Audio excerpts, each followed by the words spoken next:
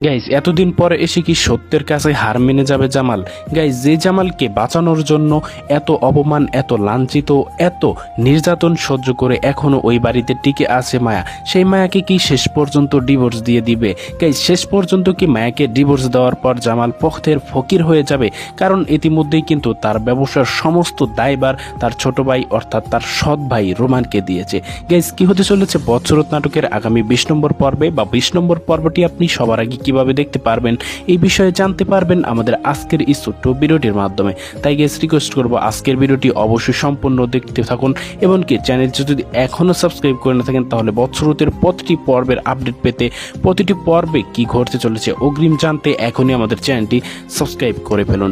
Guys বৎসরত নাটকটির ইতিমধ্যে আমরা 19 নম্বর পর্বে কিন্তু দেখতে পেয়েছি বৎসরত জামাল হসপিটাল থেকে ফিরে আসার পর মায়াকে কিন্তু চরমভাবে ইগনোর করছে। চরমভাবে ইগনোর করার পিছনে একটি কারণ তার সৎমা তার কান ভারী করে কিছুদিন পর পর, তারপরে কিছুদিন পর পর মায়াকে কিন্তু মায়াকে অবিশ্বাস করে, মায়াকে অনেক ইগনোর করে। তো আমরা দেখতে পেয়েছি কিছুদিন পরে ঠিক হলে আবার কিন্তু তার বৎসরতের সৎমা কিন্তু আবারও তার কান ভারী করে। এভাবেই কিন্তু এই নাটকটি বর্তমানে চলছে। গাইস ইতিমধ্যেই কিন্তু আমরা দেখতে পাচ্ছি যে নাটকের শেষ পর্যায়ে কিন্তু আমরা দেখতে পেয়েছি যে মায়াকে শেষ পর্যন্ত ডিভোর্স দিতে তারা কিন্তু হাইকোর্টে গিয়েছে। সেখানে কিন্তু আমরা দেখতে পারবো তাকে ডিভোর্স দিবে। তাহলে কি শেষ পর্যন্ত মায়াকে ডিভোর্স দিয়ে মরিয়মকে বিয়ে করে বাড়ি ফিরবে জামাল? তো আপনার কি মনে হয় অবশ্যই কিন্তু কমেন্ট করে জানিয়ে দিবেন। আর এমনটি হলে আমরা কিন্তু জানি যে জামাল কিন্তু পথের ফকির হয়ে যাবে। তার সম্পদ, তার যে ব্যবসা রয়েছে, তার যে টাকা রয়েছে সেইগুলো দখল করার জন্যই মূলত জামালের সাথে এরকম বড় একটি নাটক করা হচ্ছে। আমরা কিন্তু জানি মরিয়ম জামালকে বিয়ে করার একটি মাত্রই কারণ তার সম্পদ গ্রাস করা, তার সম্পদ আত্মসাৎ করা। তো এটা কিন্তু আমরা জানি।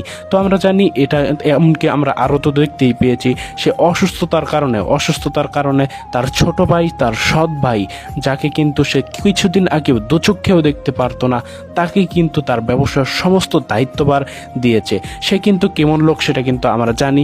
সেখান থেকেই কিন্তু আমরা দেখতে পারবো কিছুদিন পরেই কিন্তু 2 লক্ষ টাকা মেরে দিবে অর্থাৎ আত্মসাৎ করবে। সেই পরিকল্পনাও কিন্তু ইতিমধ্যেই নিয়েছে।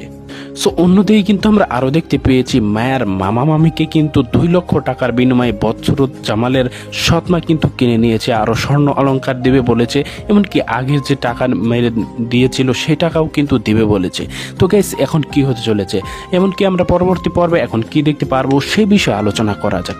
গাইস পরবর্তী পর্বে কি আমরা দেখতে পারবো তাহলে মায়ার মামার সাথে কি অবিচার করা হবে? মায়ার মামাকে কি শেষ পর্যন্ত মেরে ফেলা হবে? মায়ের মামি কি মেরে ফেলবে? কারণ মায়ের মামাই কিন্তু ইতিমধ্যে দেখতে পেয়েছি আমরা মায়ের পক্ষে রয়েছে। কারণ কেনই থাকবে না, নিজের মামা হয়ে তো নিজের ভাগ্নির সাথে এরকম অন্যায় দেখতে পারে না, ন্যায় বিচার এনে দেবে, এটাই তো স্বাভাবিক। তো আমরা দেখতে পারবো কি তাহলে পরবর্তী পর্বে তার মামার উপর অনেক নির্যাতন করা হবে, মায়ের উপর অনেক নির্যাতন করা হবে, মায়াকে নির্যাতন করে ডিভোর্স দিয়ে দেওয়া হবে। তো আমরা কি দেখতে পারবো সেই ওখানে কিন্তু মায়াকে ডিভোর্স দিয়ে দেওয়া হবে কিনা সেটা কিন্তু অবশ্যই কিন্তু কমেন্ট করে জানিয়ে দিতে ভুলবেন না।